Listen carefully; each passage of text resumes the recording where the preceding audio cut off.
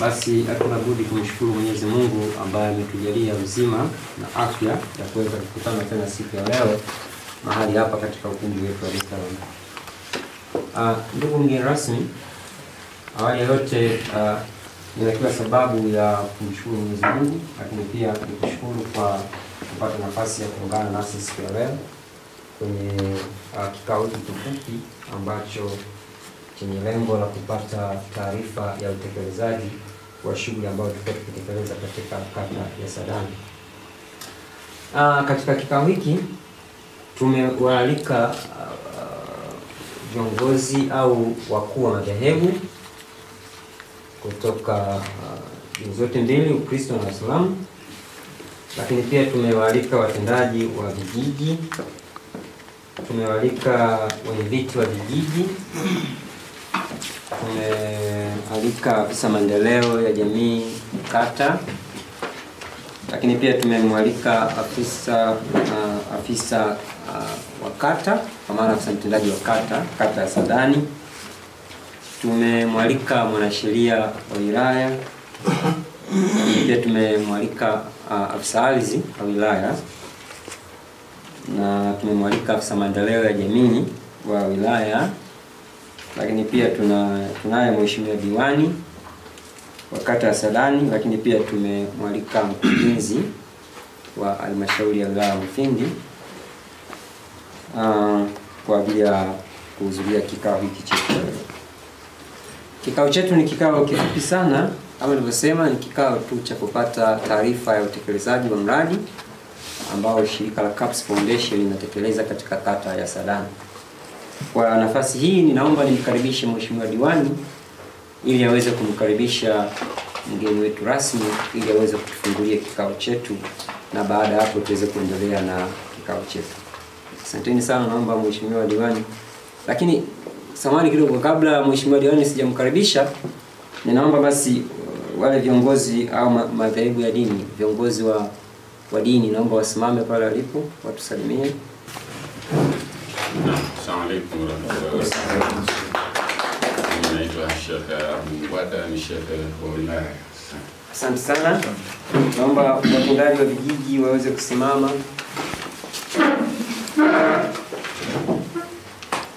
Asante. Wenyeviti wa vijiji wasimame. Asante sana. Afisa maendeleo ya jamii wa kata anaudhuru. Mtendaji wa kata naye anaudhuru.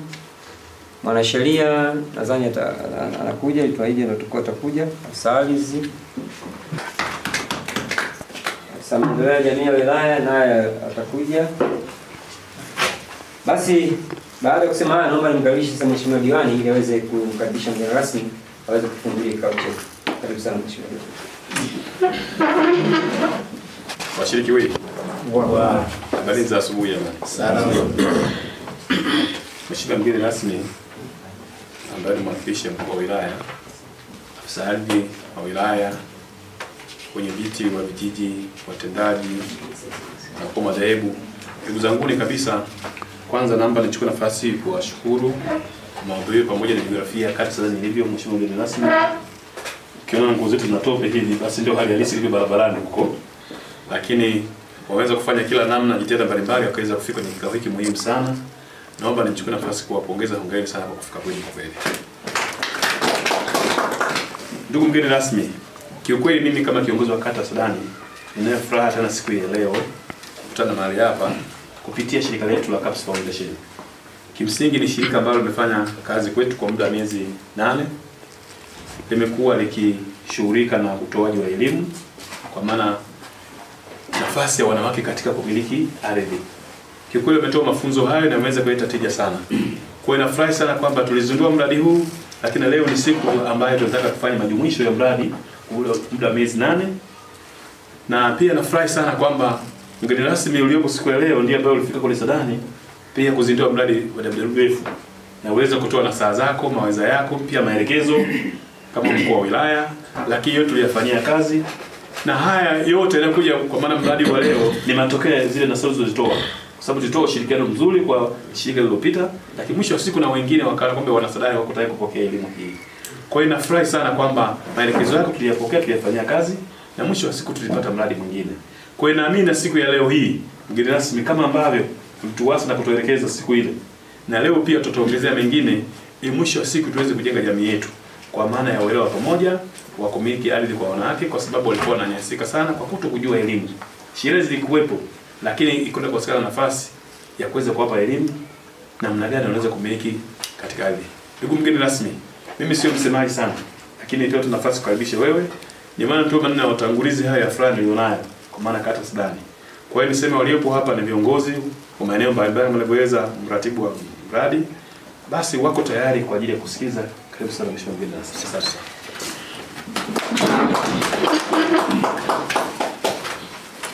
Mufindi oye. Oye. Mufindi safi. Safi. Mheshimiwa diwani wa kata ya Sadani, mkurugenzi mtendaji wa halmashauri ya wilaya ya Mufindi, mratibu wa KEBS Foundation, afisa maendeleo ya jamii wa halmashauri ya wilaya ya Mufindi, mwanasheria wa halmashauri, wenye viti wa vijiji vya kata ya Sadani, viongozi wa madhehebu ya dini mliopo hapa, afisa ardhi wa halmashauri ya wilaya ya Mufindi, mtendaji wa kata ya Sadani, mabibi na mabwana, asalamu alaykum. Bwana Yesu asifiwe. Amen. Tumsifu Yesu Kristo. Amen. Kamwene. Kamwene. Awali ya yote ni mshukuru Mwenyezi Mungu mwingi wa rehema aliyotuwezesha kuamka salama, aliyetuwezesha kusafiri salama, aliyetukutanisha hapa. Lakini kwa namna ya pekee ni washukuru wenzetu wa KEBS Foundation kwa kuendelea kuwa nasi. Tulifungua mradi mwaka jana na ninafurahi leo tunakwenda kupata taarifa ya kazi nzuri iliyofanyika. Lakini kwa namna ya pekee nyingine ni washukuru washiriki kwa kufika katika kikao hiki. Natambua mna majukumu mengi ya kifamilia, ya kikazi, ya kijamii, lakini majukumu mengine mmeacha mkaona ni vyema muungane nasi kwa maslahi ya wanamufindi na kwa maslahi ya Watanzania. Kwa hiyo hongereni sana kwa kuja. Naomba mjipigie makofi. Tulizindua mradi huu mwaka jana. Kwa hiyo baada ya uzinduzi ni kazi, tukatoa baraka kwa ajili ya kazi kuendelea. Na kazi kubwa iliyofanyika ni kazi ya kutoa elimu juu ya sheria za ardhi kwa wenzetu wa kina mama na jinsia ya kike, namna ya kumwezesha mtoto wa kike au mwanamke kumiliki ardhi ukilinganisha na tamaduni ambazo tumezizoea. Tamaduni zetu za Kiafrika, mila zetu za Kiafrika, desturi zetu za Kiafrika kwa sehemu kubwa hazimpi mwanamke fursa ya kumiliki ardhi, au tumekuwa na sheria au tamaduni na mazoea kandamizi.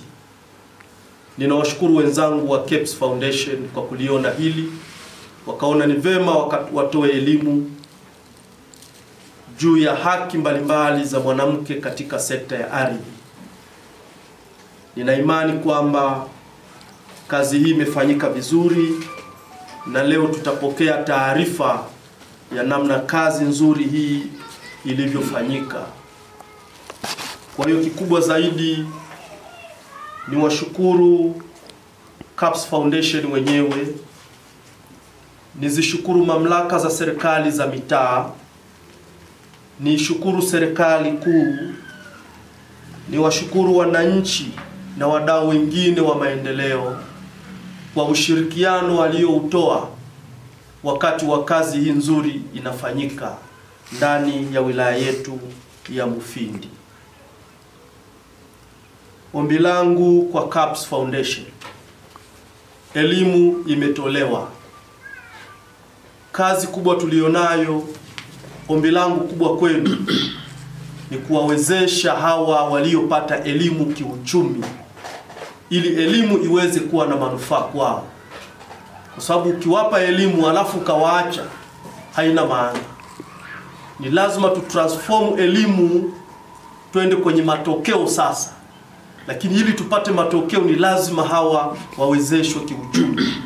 Kwa hiyo niendelee kuomba wenzangu wa CAPS, endeleeni kuandika write up za kuattract mradi mwingine wa kuwawezesha wanawake kiuchumi katika sekta hii, ili elimu iliyotolewa iweze kuwa na manufaa zaidi. Ndugu zangu wananchi na viongozi wenzangu, tunakwenda kwenye uchaguzi mkuu wa 2010.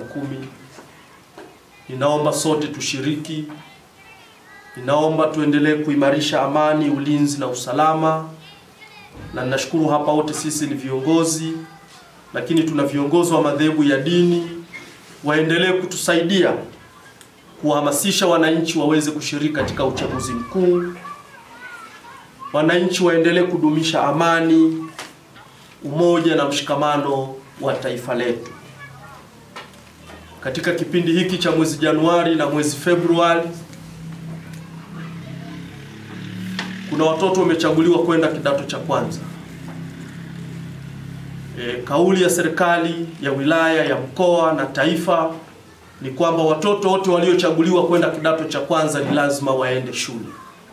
Kwa hiyo viongozi wa vijiji, viongozi wa madhehebu ya dini, tusaidiane kuhakikisha kwamba hakuna mtoto anayebaki nyumbani, ili itakapofika mwishoni mwa mwezi huu angalau 100% ya waliochaguliwa wawe wameripoti katika shule walizochaguliwa. Basi niwatakieni kikao chema, niwatakieni safari njema kwa wale ambao baada ya kikao watalazimika kusafiri, kwa sababu hali ya barabara ya Sadani sio nzuri. Nakumbuka tulikwenda kule ile kata ya mwisho, tulikwenda Ikwea, tulinasa kama mara 2, tulitumia masaa 6 kutoka Ikwea kuiona Sadani. Tulitumia masaa 6 kutokana na changamoto za barabara, lakini changamoto nyingi zimesababishwa na mvua ambayo inaendelea kunyesha. Basi Mungu ibariki Tanzania, Mungu ibariki Mufindi, Mungu abariki wenzetu wa CAPS Foundation. Asanteni kwa kunisikiliza. Tumepata neno kutoka kwa mgeni rasmi wetu, na bila shaka ameturuhusu kuendelea na ripoti fupi. Kwa wakati huu tutapata ripoti fupi ya shughuli na utekelezaji wa mradi mpaka sasa. Baada ya ripoti hiyo tutakaribisha maoni, na pengine kuna mchango mwingine ambao unaweza kuboresha zaidi shughuli ambazo mradi unafanya. Karibu.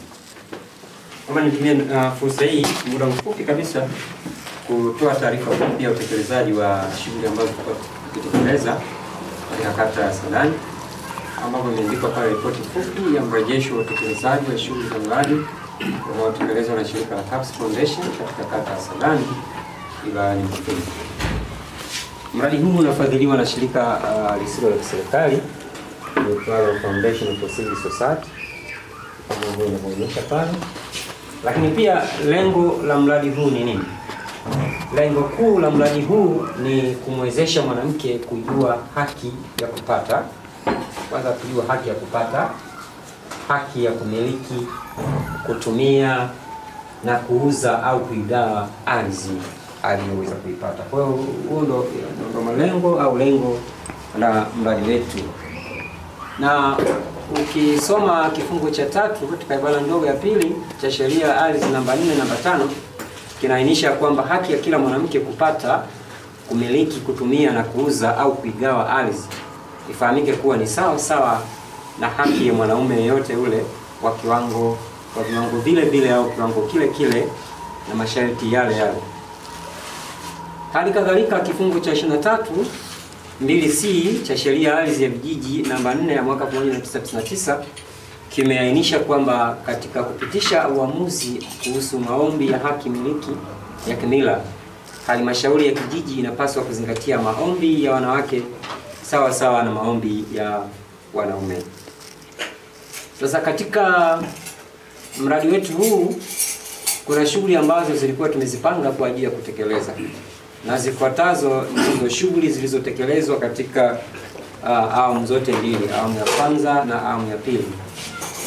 Shughuli ambazo zilizotekelezwa katika kata ya Sadani, shughuli ya kwanza ni kutambulisha mradi kwa viongozi wa halmashauri na wadau mbalimbali katika ngazi ya wilaya. Hilo nadhani tulifanya mwaka jana, tulitambulisha mradi katika ngazi ya wilaya.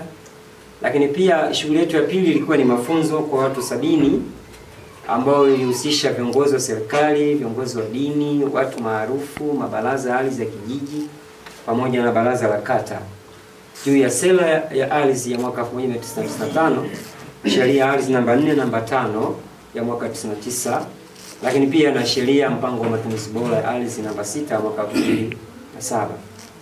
Shughuli yetu ya tatu ilikuwa ni mikutano ya kijiji juu ya sheria ya ardhi. Hiyo ilikuwa ni shughuli yetu ya tatu. Lakini pia shughuli yetu ya 4 tulikuwa na vipindi vya radio ambavyo vilikuwa na lengo la kutoa elimu kupitia radio. Na shughuli yetu nyingine ilikuwa ni mafunzo kwa wanawake 100 na wanaume 20 juu ya sera ya ardhi pamoja na taratibu za kupata au kumiliki ardhi kwa vijiji 5 kwa muda wa siku 3, kwa maana vijiji vya Tambala-Ng'ombe, Kibada, Yanzutwa, Igoma na Utosi. Lakini pia tulikuwa tuna shughuli nyingine ambapo ni shughuli ambao wafanyakazi au watendaji wa CAPS Foundation kuhudhuria wiki ya asasi ambayo ilifanyika Dodoma mwaka huu. Ilikuwa ni wiki nzima. Tulikutana na wizara mbalimbali pale na viongozi mbalimbali wa serikalini kujadili mustakabali wa masuala ya ardhi. Lakini pia activity yetu nyingine ilikuwa ni wafanyakazi wa mradi kuhudhuria kikao cha kujifunza na kuelezea shughuli za mafanikio yatokanayo na utekelezaji wa mradi katika kata ya Sadani kilichoandaliwa na kongani ya ardhi. Katika utekelezaji wetu wa majukumu tunashirikiana na mashirika mbalimbali ambao wanafanya kazi Tanzania bara na visiwani. Kwa hiyo kulikuwa ni kikao ambacho kinawaunganisha wadau wote wa utekelezaji miradi ya haki za wanawake, haki za kumiliki ardhi kwa wanawake kwa ajili ya kujifunza na kuona mafanikio na changamoto ambazo zinajitokeza katika utekelezaji wa miradi. Lakini pia shughuli yetu nyingine ilikuwa ni ufuatiliaji na kufanya tathmini, wa mradi. Na shughuli yetu ya mwisho ni kikao cha mrejesho wa shughuli za mradi kwa ngazi ya wilaya. Ndicho hii leo tunaifanya. Lakini pia ninaomba nielezee kidogo mazingira ya kazi na nimeweka katika vipengele kadhaa. Kwanza tunaanza kwenye swala zima la uongozi. Ukweli kwenye swala zima la uongozi tuna kila sababu ya kuwashukuru viongozi wote, kwa maana tumepata ushirikiano mzuri kutoka kwa viongozi mbalimbali kuanzia ofisi ya mkuu wa wilaya, ofisi ya mkurugenzi, mtendaji wa halmashauri ya Mufindi. Tumepata ushirikiano pia kwa mheshimiwa diwani, watendaji wa kata na vijiji, wenye viti wa vijiji, wazee maarufu au mashuhuri pamoja na viongozi wa dini. Hapo tunamshukuru Mungu kwamba tumepata ushirikiano mzuri sana katika swala zima la utendaji wetu wa kazi. Na katika swala zima la kiuchumi, mazingira ya kiuchumi, hilo pia lilikuwa tatizo sana kwetu sisi, kwa maana wananchi walikuwa wako tayari kufanya kazi na sisi hata kama hapakuwa na malipo yoyote au hapakuwa na kitu chochote, lakini walikuwa hapo lazi kufanya kazi na sisi. Na hii imetokana na kutambua kuwa maendeleo yanahitaji ushirikiano kati ya jamii na taasisi mbalimbali. Hivyo basi wananchi walifanya kazi kwa kujitolea. Hapo tunashukuru pia sana kupata shida yote. Lakini pia kwa upande wa kijamii, baadhi ya wananchi bado walikuwa wana shida fulani, kwa maana walikuwa wameshikilia zile tamaduni na taratibu ambazo zilikuwa zimezoeleka zama. Na hizo ni desturi ambazo zilizopitwa na wakati, ambazo zinapingana na haki za binadamu. Na wengi wao tulichokiona ni wanaume wenye umri kati ya 35 mpaka miaka 55. kutokana na utafiti mdogo uliofanywa na shirika la CAPS wakati wa utekelezaji wa miradi, hata kwa wale waliokuwa wakihudhuria yale mafunzo na mikutano ile ya kijiji wanapata shida kidogo kukubaliana na wawezeshaji wetu. Na hii ilikuwa ni tofauti kidogo na wazee. Nadhani ifike mahali sasa kuendelea kuelimisha jamii iweze kubadilika, hususan kwenye zile mila zinazomkandamiza mwanamke au zinazomnyima mwanamke kupata haki ya kumiliki au ya kurithi ardhi. Lakini kwa upande wa kiteknolojia, changamoto ambayo tumeipata ni idadi ndogo ya watumiaji wa simu za smartphone, iliyopelekea kutokupata taarifa mbalimbali ambazo zilikuwa zikirushwa kwenye mitandao ya kijamii kama vile Twitter, Facebook, Instagram, YouTube na kadhalika. Lakini pia mtandao kwa ujumla ulikuwa rafiki sana katika baadhi ya vijiji, kwa mfano Ianzutwa na Ipoma, mtandao kidogo una shida kidogo kwa lazima ya mawasiliano. Hiyo ni kitu ambacho tumeweza kuona kwa sababu shughuli zetu nyingi tulikuwa tunaziposti kwenye hiyo mitandao ya kijamii, kwa mfano Instagram, Twitter, Facebook na vitu kama hivyo. Kwa hiyo kutokuwepo na idadi kubwa ya watumiaji wa simu za smartphone, hiyo inaweza kapelekea pia kutokupata taarifa kwa muda unao. Na kwa upande wa mazingira, miundombinu haikuwa rafiki sana kufika katika baadhi ya vijiji, hususan kwenye kijiji cha Ianzutwa. Kipindi hiki cha masika kidogo ni changamoto, hali ambayo ilipelekea kutumia muda mwingi kidogo kufika katika kijiji hicho na kwa ugumu. Na kwa upande wa kisheria, asilimia kubwa ya wananchi wa vijiji, hasa wanawake, walikuwa hawana uelewa mzuri juu ya masuala ya kisheria ardhi, sheria za ardhi au haki miliki za ardhi kwa wanawake. Haya yote yalibainika wakati wa utekelezaji wa mradi, kwani baadhi ya wananchi walionyesha kusimamia na kuamini zaidi mila, tamaduni na desturi zao kuliko sheria na kanuni za nchi. Kwa hiyo haya tu ni mazingira tu ya utendaji, au nimejaribu kuangalia kidogo mazingira ya utendaji kwa ujumla katika nyanja tofauti tofauti. Lakini pia katika utekelezaji wa huo mradi kuna mafanikio ya mradi, na yafuatayo ni mafanikio ya mradi. Kwanza ni kuongezeka kwa uelewa kuhusu masuala ya haki ya mwanamke katika kumiliki ardhi na mali nyingine. Kwa hiyo ni mojawapo ya fanikio. Wananchi wengi wameelewa sasa ni kwa namna gani mwanamke ana haki ya kumiliki mali na ardhi. Lakini pia fanikio lingine ni shuhuda za kesi mbalimbali juu ya haki ya mwanamke kurithi ardhi kuripotiwa na kutatuliwa. Mfano ni Diana Msingwa, huyu ni mwanamke kutoka kijiji cha Tambalang'ombe ambaye alinyimwa haki ya kupata au kumiliki kurithi ardhi baada ya mama yake kufariki, lakini baada ya mradi tumeona kwamba mama huyu ameweza kufanikiwa kurudisha ile ardhi ambayo ilikuwa imechukuliwa na nyumba zake. Lakini pia kuongezeka kwa idadi ya mashauri yaliyoripotiwa katika vyombo vya sheria kwenye yale mabaraza ya ardhi ya kijiji na mabaraza la kata. Kumekuwa na kesi nyingi ambazo zilikuwa zikiripotiwa na zingine zimekuwa zikitatuliwa na zingine zilikuwa bado zinaendelea kufanywa kazi. Hilo pia ni fanikio. Kufanikiwa kuwafikia watu zaidi ya watu 8427 kupitia mafunzo, kupitia mikutano ya hadhara pamoja na mitandao ya kijamii. Imefafanuliwa hapa chini. Kwa mfano wanawake ni 3462 na kwa wanaume 3462 na kwa wanawake ni 4965. Kwa hiyo pia ni fanikio ambalo tumeweza kulipata katika mradi huu. Changamoto ambazo tumekutana nazo, changamoto ya kwanza ni uelewa mdogo wa mabaraza ya ardhi ya vijiji na baraza la kata kuhusu sheria za ardhi namba 4 na namba 5 za mwaka 1999 na jinsi gani zinaweza kufanya kazi katika ngazi za kijiji.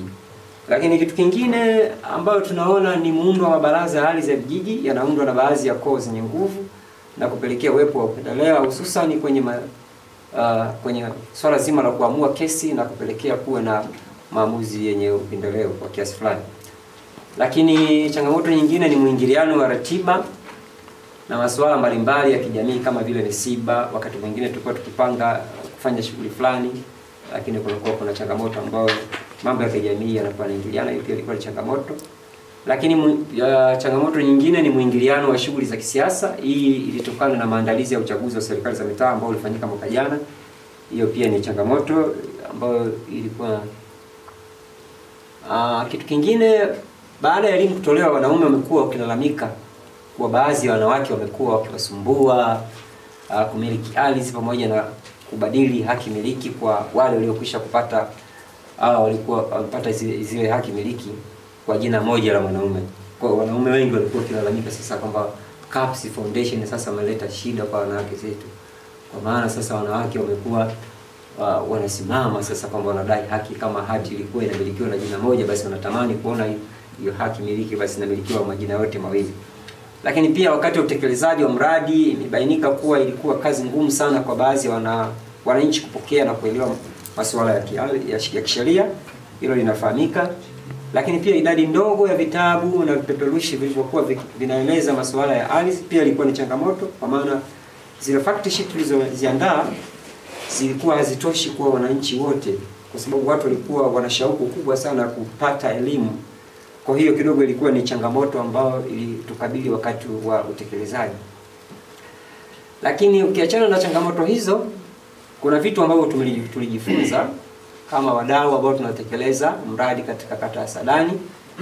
Tulichojifunza ni kwamba wananchi wana utayari wa kubadilika, hususan kwenye mambo ya msingi, kwani tumeona tu baada ya mafunzo na mikutano ya ardhi ya hadhara, wananchi wengi wamejitokeza kwenye ofisi ya serikali ya kijiji na mabaraza ya ardhi kwa ajili ya kudai haki zao na kutafuta msaada wa kisheria juu ya masuala ya ardhi. Hicho ni kitu ambacho tumejifunza pia.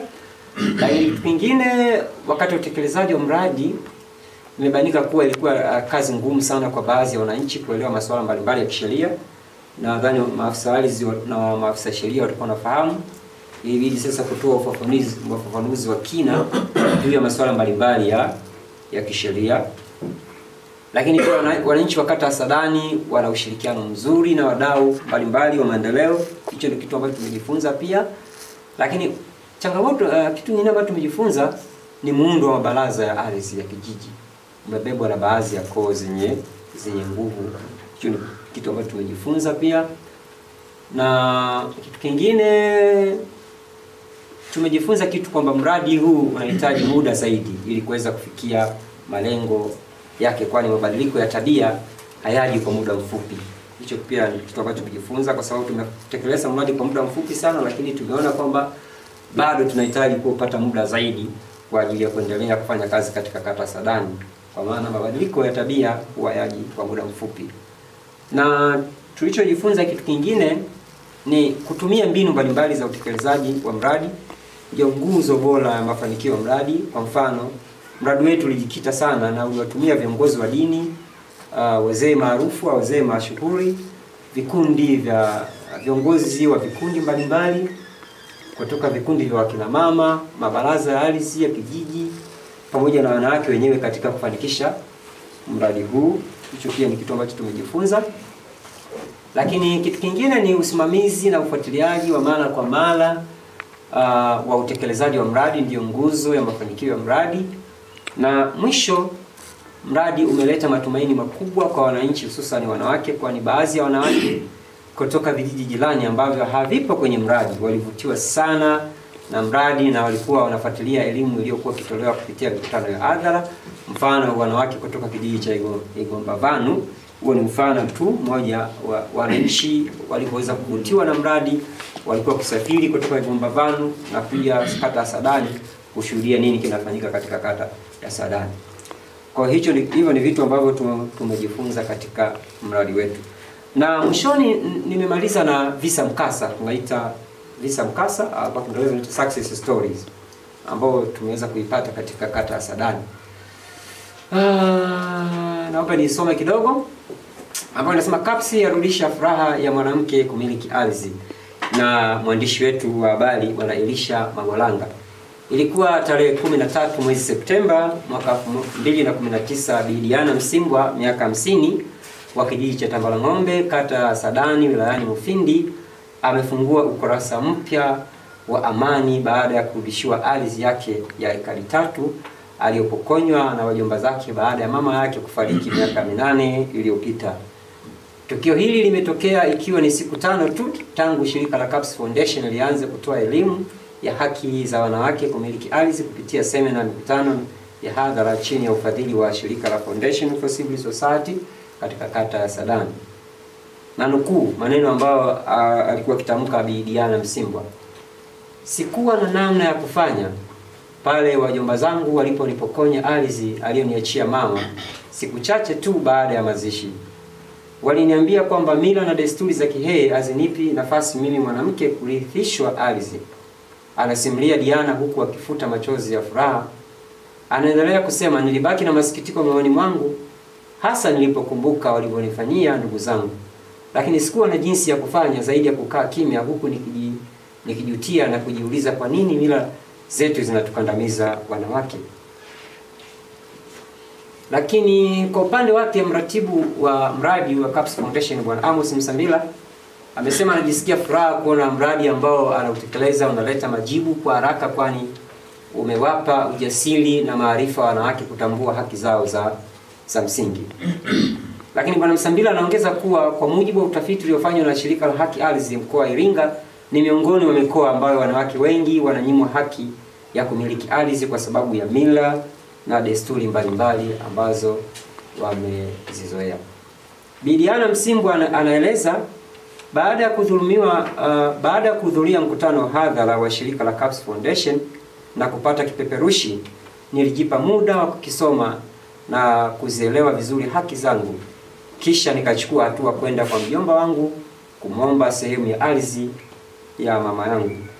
Bi Msimbwa anaeleza kuwa kwa kuwa elimu hiyo ilikuwa imewafikia wengi kijijini hapo, haikuwa kazi ngumu kumshawishi mjomba wake kurudisha ardhi yake, naye aliridhia na kumpa ekari 3 kwa kuwa sehemu nyingine ardhi ilikuwa imeshauzwa.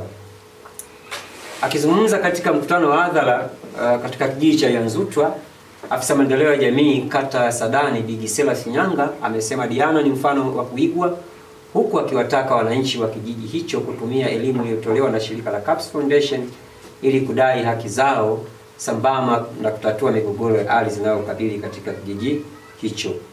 Ananukuu maneno ya afisa maendeleo ya jamii Bi Gisela Shinyanga, anasema, ninafurahishwa kwa sababu ya mradi huu.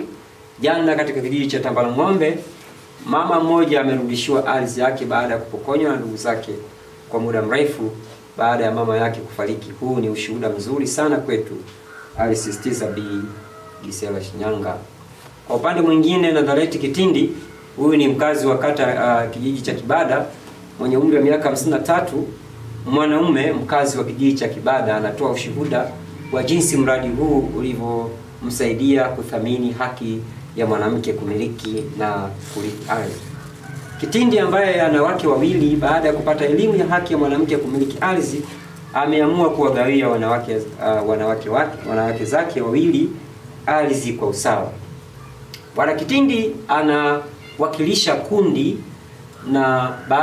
la baadhi ya wanaume ambao wameamua kubadili fikra na mitazamo yao na kuona kuwa mila na desturi kandamizi zimepitwa na wakati.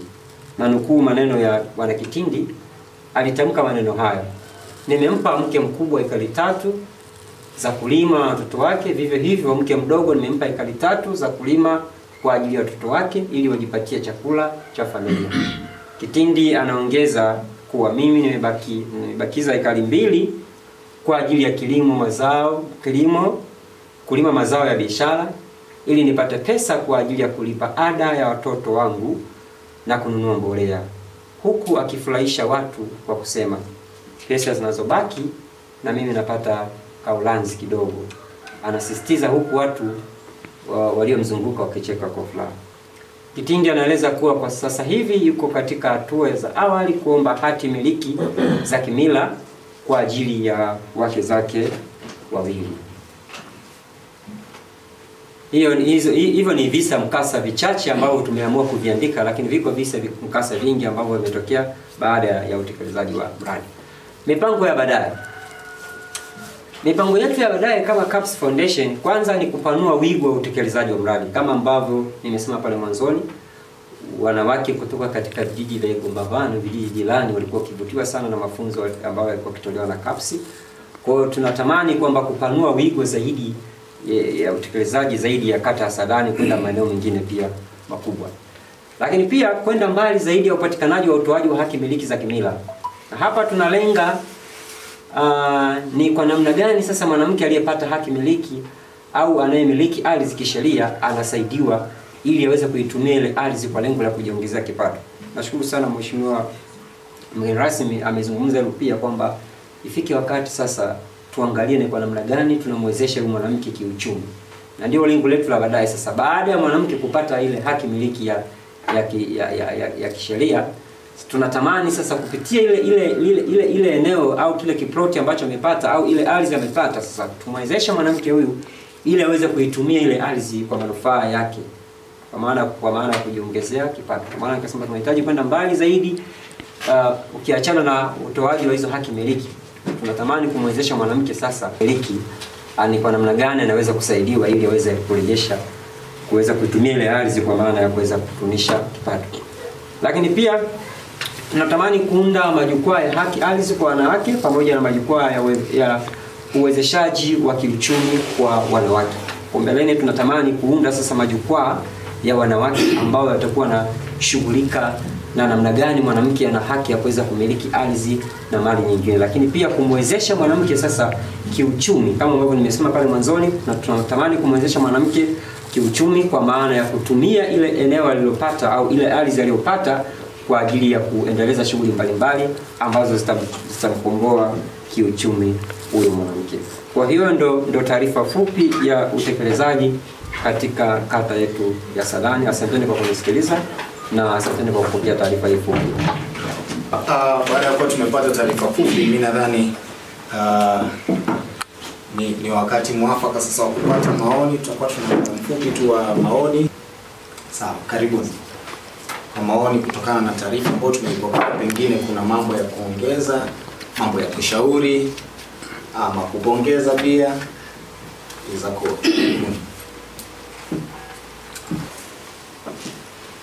Jamani, ukumbi uko wazi kwa michango. Labda nianze na mimi mwenyewe kwa nipongeze sana kazi nzuri iliyofanyika, lakini nashauri ni vema hiyo printout ingekuwa printed, wajumbe wakawa na nakala ya hiyo presentation. Itatusaidia maofisini tunaporudi kwa maana ya kuandika report, lakini itatusaidia kule Saadani kwa maana ya kuendelea kuleta hamasa zaidi, kwa sababu mambo mawili hapa hayaepukiki. La kwanza la kupanua wigo, lazima tuendelee kutoa elimu. Sasa success stories zilizoonekana zitaendelea kuhamasisha wananchi wa kata nyingine ambao bado hawajanufaika na mradi huu kujiandaa kupokea mradi. Kwa hiyo niombe sana wenzangu wa CAPS, badala ya kufikia kata moja kati ya kata 23, hebu badala ya kata 27 basi angalau twende hata kwa awamu ya pili ya mradi tuwe na kata 5 kwa pamoja. Lakini la pili ni lile ambalo umelisema, ni lazima tuwawezeshe wananchi kiuchumi. Elimu sawa, lakini lazima tuende mbali zaidi kama mawasilisho yako yalivyoelekeza. Kwa hiyo tuwaombe wadau wa maendeleo, wafadhili wenu, hebu waongeze budget tuweze kuwafikia wananchi wengi zaidi, kwa sababu hizo success stories za huyo bwana Kitindi na yule mama mwingine, inaleta matumaini, inaleta moyo, na mradi huu kwa kweli unatakiwa kuwa endelevu. Kwa maana ya Mufindi hatutegemei mradi huo leo au kesho, no. Tungependa hata wilaya nzima, kata zote za mjini na vijijini zingeweza kufikiwa. Mafanikio ni mazuri sana. Kwa upande wangu mimi ningependa kuwashukuru CAPS Foundation kwa sababu na wao wameshaingia kwenye orodha ya kwa wadau wakubwa katika sekta yetu ya ardhi. Tulikuwa na Mkulabita mwanzo, wakaja Haki Ardhi, pia kuna watu wa Peram Tanzania, lakini sasa CAPS Foundation wenyewe wameingia. Wote wako Mufindi. Lakini siri kubwa ya mashirika yote kuja huku ni ushirikiano wa wananchi wa Mufindi, viongozi wa Mufindi na sera zetu ambazo zinaelekeza moja kwa moja kwenye maendeleo ya wananchi wetu. Ndio maana hata ya mashirika mengine wakiona shirika fulani linaenda linafanikiwa, mradi wakiandika basi unaenda unatekelezeka kwa 90% au 100%, wanaweza tena kuweka hela zao kule. Kwa hiyo sisi tunachoomba zaidi kwamba kulingana na presentation yenu, kile kipengele cha kwenda kuhakikisha kila mmoja anamiliki ardhi yake kwa hati, si ndio? Hiyo ni moja ya sera ya ardhi ya taifa. Moja wapo sera ile inasema kwamba kila mwananchi hakikishiwe umiliki wa ardhi yake. Sasa utekelezaji wake ndio upo kisheria kulingana na sheria namba 4 na sheria namba 5 za ardhi. Kwa hiyo kupitia mashirika haya ambayo sio ya kiserikali yanasaidia pale ambako serikali pengine bajeti zake hazitoshi kutekeleza yale ambako wananchi wanatakiwa watekelezwe. Sasa kama CAPS Foundation tunaomba kama alivyosema mwenzangu, mtanue wigo. Na kata nyingi, maeneo mengi yana shida hiyo ambayo mmeikuta Sadani, lakini bado kama halmashauri sisi hatujafika. Japo maeneo mengi tumefika, lakini kuna baadhi ya sehemu ambazo hatujafika. Tunachoombea muendelee kuandika maandiko, na mkitaka appreciation letter, usaidizi wetu sisi ofisi ziko wazi, ili kwa ajili ya kupushi hao wafadhili waendelee kuleta hela Mufindi na sisi wananchi wetu waendelee kunufaika na hii miradi. Asanteni sana. Asante sana. Mwingine? Kwanza niwashukuru viongozi wa CAPS Foundation, lakini nakumbuka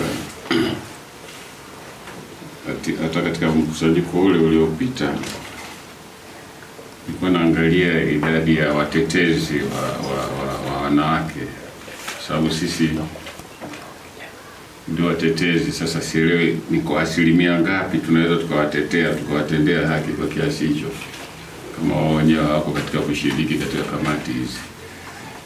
Nadhani lazima itakuwa asilimia ya chini kidogo, maana sisi ni wanaume lakini tunawatetea wanawake.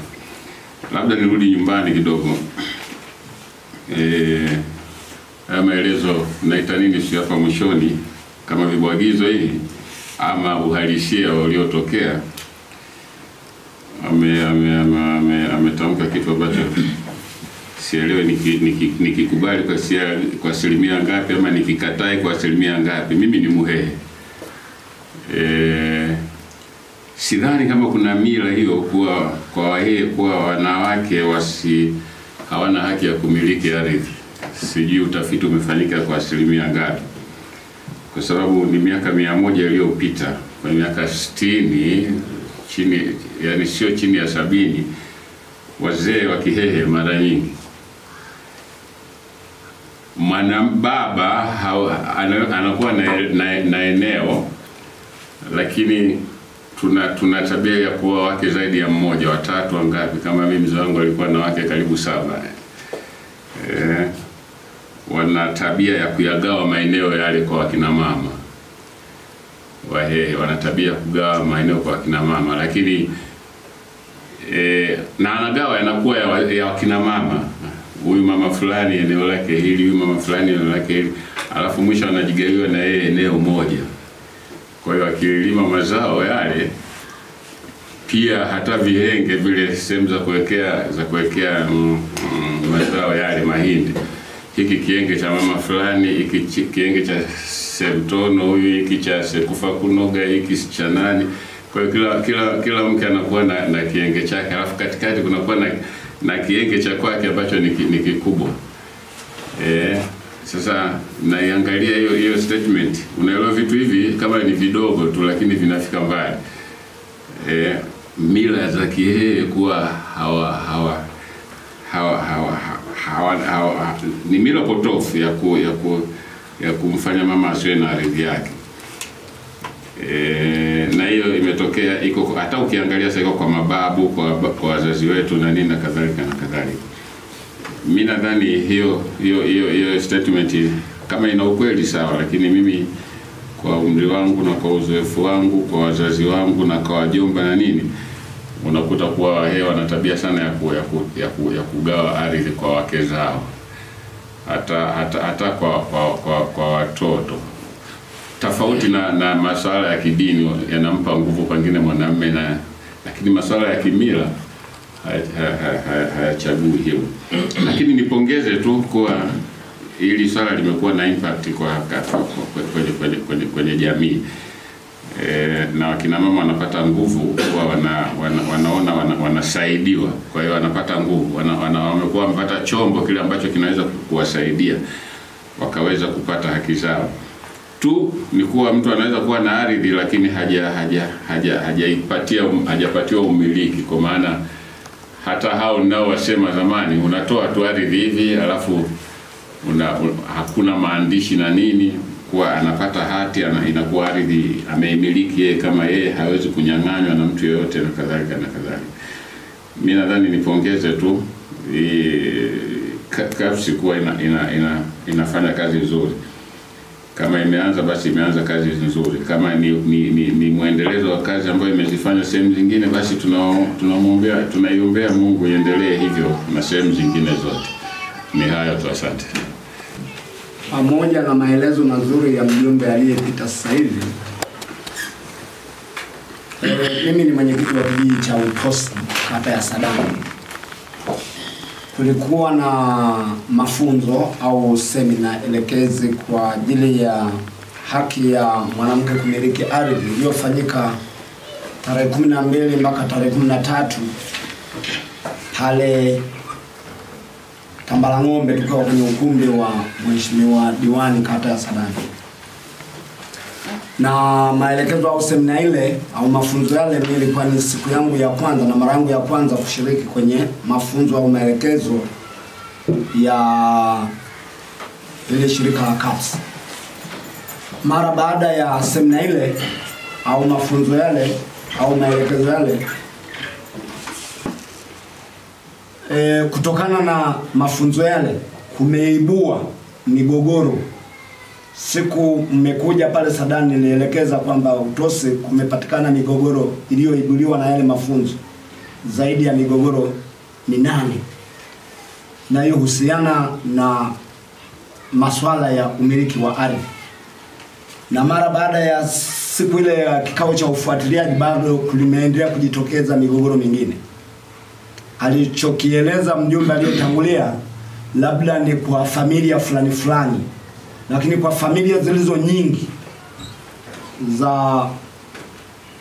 za wilayani kwetu Mufindi, na ambazo sehemu kubwa kabila letu la wilaya Mufindi ni Wahehe, kwa kweli, kwa sababu tunatumia mazingira halisi tunakoishi huko vijijini, hasa kijiji kile cha Utosi ninachotoka mimi, akina mama hawakuwa wamemilikishwa ardhi.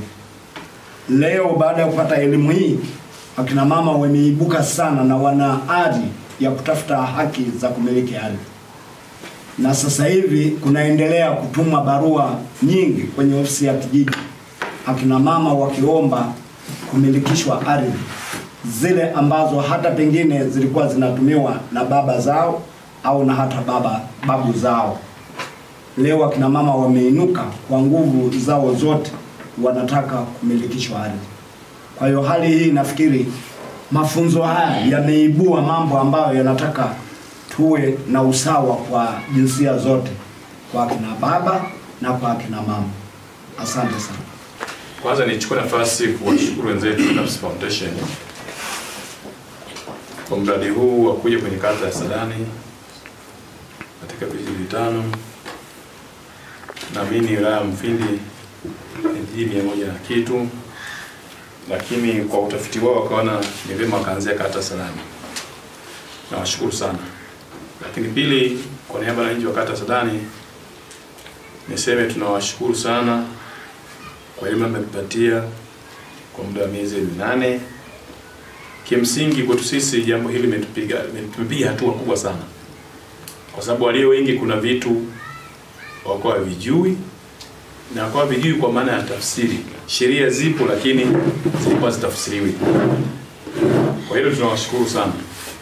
Sasa labda nianzie pale kwenye hoja ambayo ametoka kumalizia wajumbe wengine. Kuna eneo limezungumzia ambalo wenzetu wamefanya utafiti. Sasa bahati nzuri mimi nimeshiriki toka mradi ulioanza. Mwenyekiti wa kijana anasema ameshiriki mwishoni. Mimi toka mradi umeanza tumeuzindua hapa, nimeshiriki vikao vyote vimeshiriki, mikutano yote imeshiriki. Ukweli ni kwamba wazo la mjumbe mwenzetu Peter Bani Shehe amenizungumza kwa maana ya uzoefu, lakini wenzetu CAPS Foundation wamezungumza kwa kufanya utafiti. Lazima watu mtofautiane, kwa sababu uzoefu na utafiti ni vitu tofauti. Ina maana unaweza kuwa unasikia kwa nadharia, lakini kuna mwisho unaenda field. Sasa tu niseme kwamba kwa maelezo ya shehe wetu, kuna baadhi ya familia kama kwenye kitu cha utosi ambazo zilikuwa pengine mtu anaoa wa mama zaidi ya mmoja. Baadhi, na sio wote, wamekuwa wakifanya hivi vitu. Lakini kitokea huyo mwanaume hasa wa kiee ana mke mmoja, hicho kitu hakifanyiki. Kwa hiyo baba akiwa na mwanamke zaidi ya mmoja, tena sio anammilikisha, anamwambia wewe utakuwa unalima hapa ili kupunguza migogoro ya mwingine kwenye familia. Leo hii wenzetu wanazungumzia umilikishaji. Kwa hiyo wale walikuwa wanagawiwa kwamba utalima hapa ili wasigombane kwenye familia. Lakini sio umemilikishwa. Mwisho wa siku akifa yule baba, si ndio? Ndio kwa lugha ya Kihehe tunasema yanaanza mapalango. Kwa hiyo unaweza kuona hata ile shamba wao na yule mama wanafanya nini? Wanapalanga. Kwa hiyo wenzetu wanazungumzia umiliki. Umiliki ni kwamba yule mama anamilikishwa, shamba lile ni la kwake. Hata siku akija kutokea nani, hata tokea mtoto wa kiume pengine kama kwenye familia za Kiezio, anakaa mtoto wa kiume ndio mwenye haki ya kumiliki mali za marehemu. Kwa hiyo mwisho wa siku umiliki, mtu akimilikishwa ile ardhi ni ya kwake. Hata ingetokea mtoto wa kiume sio, au mtoto wa nani amemilikishwa, ardhi ni ya kwake. Kwa hiyo nataka tu niliweke hapo kwamba utafiti uliofanyika ni kwamba umefanyika kwamba sehemu kubwa watu walikuwa wamilikishwa. Hayo ya kupewa ni baba ambaye ana zaidi ya mke mmoja, lakini sisi tunamilikishwa akija kufa au sio, vinaanza vitu vingine tofauti, anakabidhiwa pengine mtoto wa kiume wa kwanza. Nataka tunilielezee hapo. Shehe umetupa changamoto au sio? Lakini tunataka tukuaminishe sasa tulikuwa field, uhalisia ni huo. Pamoja na hayo, mimi niende kusema migogoro kama sema mwenyekiti wa kijiji imeongezeka. Lakini mimi naamini ukiona mahali hapa na pana elimu, ukubali kupata changamoto. Kwa hiyo migogoro matokeo yake ni kwamba watu wameelewa. Kwa hiyo wakielewa lazima waende sasa kusimamia kufuatilia haki zao ziko wapi. Kwa imani yangu ni kwamba kweli wanaposema migogoro imeongezeka ni kweli, kwa sababu watu wameelimika, mwisho siku wanaanza kufuatilia haki yao iko wapi, hasa akina mama, ili mwisho siku kupata haki yao. Mimi binafsi nafurahi kwamba changamoto ni fursa. Kwa maana yake hiyo migogoro inapotokea ndipo watu watapata haki zao zile za msingi. Mwisho wa siku tu niombe CAPS Foundation, elimu hii imetolewa, lakini mwisho wa siku watu wameelimika, lakini katika makundi ya watu walioelimika sasa kina mama wako wajane. Familia zingine hata ile tukupata chakula ni tatizo. Kwa hiyo ukimwambia akafuatilia hati, kwake yeye umempa mzigo tena mkubwa zaidi na zaidi. Kwa hiyo niende kutoa ombi kwamba pamoja kwamba mradi umeishia kutoa elimu, lakini kama nilivyosema mwakilishi mkuu wa wilaya hapa, tunaomba mradi basi utanuke zaidi. Ikifaa kwa kuna makundi maalum pewe upendeleo. Kundi la kwanza ni hata mama wajane, kundi la pili ni walemavu, lakini wako pia hata sio mlemavu hawajiwezi kabisa. Tukifanya hivyo tutakuwa tumewasaidia. Kwa hiyo niombe hiyo kwa awamu hiyo, kama itakuwa kwa awamu ya kwanza itafaa, makundi haya pewe kipaumbele. Lakini sio hilo tu, jirani yao akiwa na njaa na unakuwa na njaa, basi kibidi umradi usishie tu kata ya Sadani, uweze kutanuka katika wilaya yetu ya Mufindi. Mwisho wa siku kila mmoja awe na elimu ya kutosha kuhusiana na umiliki wa ardhi, hasa kwa kina mama. Asante sana. Kwanza ni washukuru kwa sababu maelezo mengi hapa ni mapendekezo, maoni, pongezi. Ni washukuru wote ambao wametoa pongezi na wametoa mapendekezo. Mapendekezo yote ambayo mmeyatoa tutakwenda kuyafanyia kazi kadri Mwenyezi Mungu atakapoweza kutujalia. Lakini pia ni muondoe hofu mzee wangu pale shehe wa wilaya kwa hoja yake. Ni hoja nzuri sana, mimi nimeipenda, ni wazo nzuri sana. Lakini ukweli ni kwamba bado kuna baadhi ya watu wachache sana ambao wanatambua haki ya mwanamke, lakini bado wengi wetu bado tuko kwenye taratibu na tamaduni zetu. Tuna utafiti ulifanyika na shirika la Haki Ardhi. Ulifanya utafiti katika baadhi ya mikoa ya Tanzania, na utafiti ukaonyesha baadhi ya mikoa ina kiwango kikubwa sana cha unyanyasaji kwa maana ya mwanamke, kutokumwezesha mwanamke kumiliki ardhi. Mikoa hiyo ni mojawapo ya mkoa Morogoro, Iringa, Manyara huko, Kiteto na maeneo mengine pia. Hiyo ndio mikoa ambayo imeonyesha kabisa kwamba bado mwanamke apewi nafasi ukilinganisha na mikoa mingine. Kwa hiyo hata huo mfano uliotoa hapa, hii kisa mkasa kile cha Diana Msimbo, inaonyesha kabisa ni kwa namna gani mila zetu zinaweza kumkandamiza mwanamke. Kwa sababu yule mama alifiwa na mama yake na mzazi wake, lakini wajomba wakachukua lile eneo la dada yao, kwamba wewe ni mtoto wa kike, sasa inakuwaje uchukue ile eneo. Kwa hiyo bado unaona kabisa kwamba mila na desturi, na ndio maana hata wakati wa mafunzo maafisa wetu wa maafisa ardhi walikuwa wakipata shida sana kutoa ufafanuzi wakati mwingine, kwa sababu mambo mengi yanaibuka wakati mkutano ile kwamba watu wamekuwa kama sasa inakuwa kuaje, mimi sijui nimiliki eneo fulani alafu inakuwa kuaje. Kwa hiyo unaona kabisa jinsi gani tamaduni zetu na mifumo hiyo. Tunaweza tukakataa leo kwamba hamna hizo taratibu, lakini bado wanaume wengi tumekuwa na hizo elementi. Kwa hiyo niko kitu kipo, na tunaomba tuendelee kukipigia kelele ili watu waweze kubadilika sasa. Samahani Samus kidogo, nataka kuongezea uzoefu huo wa kusema wanawake labda wanapewa nafasi ya kutumia tu na sio kumiliki. Tumeona sisi, kwa sababu sisi tunaandaa hati. Ukienda kwenye kupima, sawa, anatumia, umempa mke wako anatumia, anataka sasa kurasimisha ile ardhi iwe hati, anaenda kupima pale ni baba. Mama yeye kazi yake kulima tu, kutumia, lakini swala la kwenye hati ni mzee. Alafu shida nyingine pia na mama zetu, dada zetu, utasikia mwacha andike tu mwenyewe, yani wao wenyewe wanashindwa kujipigania. Hiyo ni shida ambayo tena ni shida kubwa kuliko hata ambayo tunaiona sisi, kwamba wamepewa elimu sawa, wanaume wanajua dadangu ana haki, mama yangu ana haki, lakini yeye kulingana na makuzi aliyokuzwa kwamba hiki lazima asimamie mwanaume, si ndio? Kwa hiyo ukishafika pale bwana, hebu mkaandike na mzee huko, mimi naendelea na shughuli zangu. Kwa hiyo anamwambia bwana, tumeandika jina la mzee peke yake. Anasema sasa si ndio yeye mkuu wa nyinyi wa nyumba, wacha andike. Yeye mwenyewe kwanza anaanza kujitoa.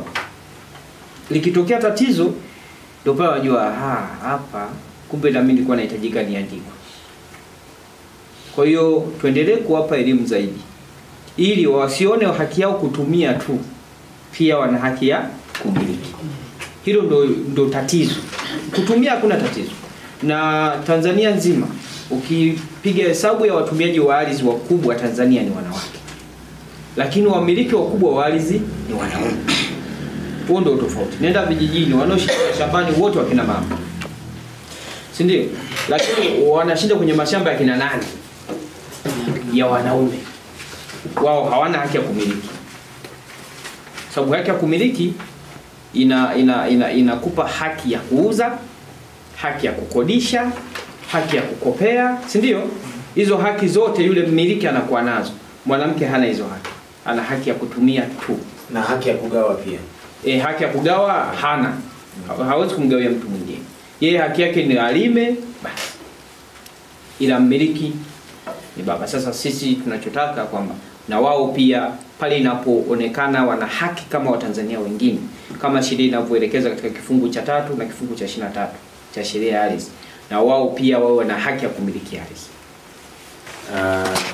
Jopo lote linamuona mama mmoja, si mbaya naye akizungumza tukasikia maoni yake, itakuwa inaleta nguvu fulani pia tuone kwa upande wenu nini haya masuala yakoje, lakini pia kwa namna CAPS ilivyofanya kazi umepokeaje mpaka sasa kwa huo muda wa miezi.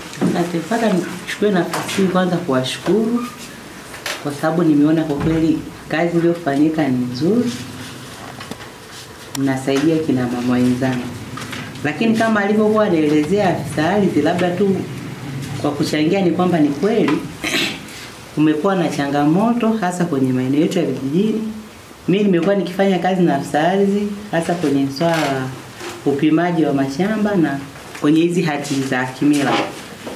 Wakati mwingine, kwa mfano wakati tunafanya mradi wa Mkuravita, tulikuwa tunajaribu kuwaelekeza kwa umiliki ni kati ya baba na mama. Na wakati wa kupima tulifanikiwa kwa kiasi kikubwa kuhakikisha baba na mama majina yote yanaonekana. Lakini ilipofika kipindi tunarudi na hati ili waweze kusaini, kina baba walikuwa wanakuja peke yao. Na pale unapowauliza asilimia kubwa walikuwa wanakuja na vizingizio. Kwa mfano nikitoa mfano mmoja, kuna babu mmoja alisema yeye mke wake yupo Dar es Salaam. Kwa hiyo nikamwambia hata hizi katoka kwa jina moja. Kwa hiyo kwa sababu mke wako akitoka Dar es Salaam atashuka Mafinga. Akifika Mafinga tunaomba aje ofisini asaini ili hati iweze kutoka. Lakini ninachosema baada ya kama dakika 20 mke wake alitoka Dar es Salaam na alimleta baada ya kusikia kuwa hati haitatoka. Lakini pia kina baba wengi walikuwa wanaona ni afadhali amwandike mtoto wake mdogo wa kiume, ambao ukiuliza mtoto anakwambia basi niandikwe mimi na mtoto wangu wa kiume. Ukiuliza mtoto ana umri gani, anakwambia ana miaka 6. Kwa hiyo anaona ni afadhali amwandike na mtoto wa kiume kuliko atokee mke wake. Kwa hiyo niseme tu ukweli, kwa sababu hichi kitu tunachosema ni kwamba tumekutana nacho, bado tuna changamoto kama alivyosema afisa ardhi. Ni kweli kina mama wamepewa mashamba walime, lakini ikifika kipindi cha kumwambia sasa tuandike jina kwenye hati pale kweli kunakuwa na kigugumizi. Kwa hiyo tuwaombe tu wadau, tunafurahi mnaendelea kutusaidia, tunaomba msichoke, muendelee kutusaidia kwa sababu tuna vijiji 121, mnafanya kazi kwenye vijiji 5, basi tunaomba mtusaidie kwa sababu tatizo kwa kweli katika wilaya yetu Mufindi bado ni kubwa. Juhudi zetu na vipo 121. Tatizo ni kubwa kwa kweli na tunawategemea kwa sababu serikali peke yake ni ngumu kuzifikia sehemu zote, lakini ninaamini kwa kushirikiana basi tunaweza tukafikia sehemu. Asante. Asante sana. Mimi ningependa kuwashukuru wajumbe kwa kufika, lakini pia niwashukuru zaidi CAPS Foundation kwa hiki ambacho wanakifanya, kwamba walikuja kabla ya kazi tulizungumza nao, lakini baada ya kazi wamerudisha tena majibu, tunazungumza kwa pamoja. Nipende tu kuwasisitiza wajumbe, ili swala la haki za ardhi kwa wanawake ni tatizo bado, kwa sababu sisi tunakumbana na hayo matatizo kwa sababu tunahusika kwa asilimia kubwa kwenye umilikishaji. Kama alivyosema afisa maendeleo hapa, tunafanya naye kazi. Yeye muda mwingine tunamchukua kama msajili, anatusaidia kusajili hati. Kwa hiyo shida tunaoipata ni ile ile kwamba asilimia 90 wanawake bado hawana haki ya kumiliki ardhi. Tunachoshukuru kwamba sasa hivi jamii fulani ambayo pengine haya mashirika mbalimbali yamepita, hayo mambo yameanza kuondoka taratibu. Lakini kama tunavyosema, mila na desturi au tabia za mtu haziondoki kwa mara moja. Kwa hiyo tuendelee kurudi tena kuwapa elimu na tena kadri pesa zinapopatikana, ili kufikia kizazi fulani pengine au wanaofundishwa saizi vijana wakifikia umri wa wale wazee ambao pengine wanaona wao mwanamke kwao sio kitu, itakuwa ni rahisi zaidi sasa wao kujua haki za watoto wao na dada zao ambao ni wa kike. Lakini washa nyingine, ningependa tuwashirikishe taasisi za fedha. Kama tunataka kwenda kuandalia hati miliki ziwasaidie kiuchumi, bila taasisi za fedha na wao washiriki, si ndio? Waone kwamba kuna fursa vijijini ya watu ambao wanakopesheka, wana dhamana wanazo. Kwa mfano sisi tushawahi kufanya mkutano na Mkoba, tufanye mkutano na CRDB, tufanye mkutano na NMB, lakini kama ofisi. Lakini wadau kama nyinyi ifikie mahala mkishafanya kazi zenu mnashirikisha na hizi taasisi za fedha, hizi SACCOS, hizi vyombo mbalimbali ambavyo vinashughulika na fedha, ili wanawake hawa wakipewa hizo hati, ili vyombo hivi vya fedha viweze kuwasaidia kuweka kupata mikopo na wao waendelee kufanya biashara zingine, ili utegemezi wa kilimo sana au watanue kilimo zaidi kulingana na hiyo mikopo na fedha ambazo watakuwa wamepewa na hizo taasisi. Lakini tujenge uelewa pamoja, viongozi, taasisi za fedha na hao tunaokwenda kuwasaidia wakina mama au wananchi wote kwa ujumla, ili kwamba hizi hati pia na zenyewe ni sehemu ambayo unaweza kuweka kama zamana kwenye taasisi za fedha. Mimi ya kwangu yalikuwa ni hayo kuongezea hapo. Asante. Asante sana. Kabla sijamkaribisha Mr. Amos hapa, na tena nipate mwakilishi wa wajumbe wengine azungumze neno la mwisho, kisha Mr. Amos atatoa neno la shukrani la kumkaribisha mgeni rasmi kutufungia. Bado tu kwamba nijieleze kama ifuatavyo. Tuendelee kusema asante kwa CAPS Foundation kwa elimu na taaluma hii inayoendelea kutolewa kwetu. Kwetu sisi kama wawakilishi wa ndugu zetu na wananchi wetu tulioacha huko vijijini. Tunasema asante kwa shirika. Lakini nilikuwa na wazo langu binafsi, sijajua kwa sababu pale kijijini kwangu Utosi hakujafika kitu hiki, labda kwa kujifunza zaidi pengine kwa kijiji jirani, kwa sababu pale naambiwa mradi huu ulishafanyika kwa ajili ya maombi ya wananchi hasa akina mama kupata hati miliki za ardhi. Kuna utaratibu gani wa kuweza kupata hati ardhi ya mtu akaweza kumilikishwa? Ni hatua zetu zinaweza kufuatwa ili mtu aweze kufikia hatua ya mwisho. Asante sana. Lakini kwa ujumla tunasubiri, tunashukuru kwa elimu inayotolewa. Asante. Asante sana. Hatua ambazo ndio utaratibu wa kupata hatimiliki ni kwamba muombaji anaandika barua kwenda halmashauri ya kijiji ya kuomba kumilikishwa kipande chake cha ardhi. Baada ya kuomba, yale maombi yataenda kujadiliwa na halmashauri ya kijiji. Wale wajumbe 25 yatajadiliwa kuona kwamba hilo eneo ni la kwake kweli, halina shida, halina mgogoro. Baada ya hapo, tunasema halmashauri ya kijiji ikiridhia, yale yanakuwa gani mapendekezo, au ikikataa ni mapendekezo pia. Lakini uamuzi wa mwisho ni mkutano mkuu. Kwa lazima ipelekwe kwenye mkutano mkuu wa kijiji.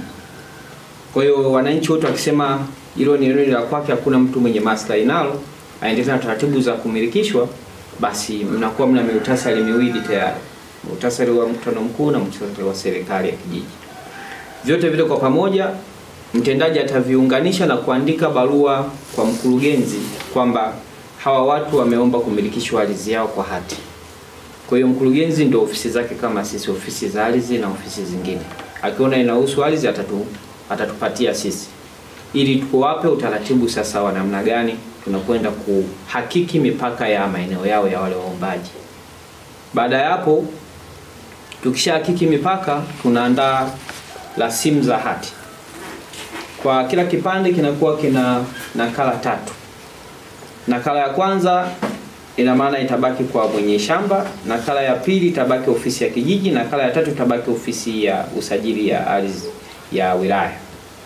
Kwa hiyo lakini ile hati inasainiwa na mwenyekiti, inasainiwa na mtendaji, inasainiwa na mwenye eneo, afu msajili ni afisa ardhi wa wilaya. Ndio anakuwa na msajili wa hizo hati. Ndio maana zinabaki pia wilayani kwa msajili. Baada ya hapo hiyo hati inakuwa imekamilika kwa ajili ya ibada ya kusajiliwa, anapewa mwenye eneo. Kwa hiyo hapo hati inakuwa imeshakamilika. Huo ndio utaratibu. Nitoe shukrani kwa ujio wenu mahali hapa, lakini pia shukrani nyingi kwa ajili ya michango yenu na maoni yenu yote ambayo mmeyatoa. Ninaamini kabisa shirika letu tutakwenda kuyafanyia kazi yote ambayo mmeyazungumza siku ya leo. Mimi sina mengi ya kuzungumza. Naomba tuirudishe kwa mheshimiwa diwani aweze kuendelea na taratibu. Waheshimiwa viongozi, waratibu wa CAPS Foundation,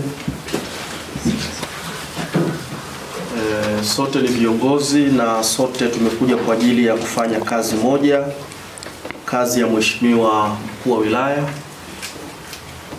Na kawaida unapofungua huwa haipendezi sana ufunge, itifaki inagoma. Kwa hiyo nitamkaribisha mheshimiwa diwani aweze kutoa nasaa chache na kufunga mkutano huu. Lakini kabla ya kumkaribisha, niseme serikali tuko tayari kutoa ushirikiano wa aina yoyote ambayo mtauhitaji, na nimeomba pepa hiyo kwa ajili ya tutoe letter of appreciation kwa initiatives na kazi kubwa iliyofanyika, ili hata mnapopeleka proposal kwa donors wajue kwamba government ina appreciate, na tungependa project iendelee, tuwafikie wananchi karibia wote. Ndio purpose ya government. Kwa hiyo tukipata hiyo document, tutashirikiana na afisa ardhi kutoa letter of appreciation na ataisaini mheshimiwa mkuu wa wilaya.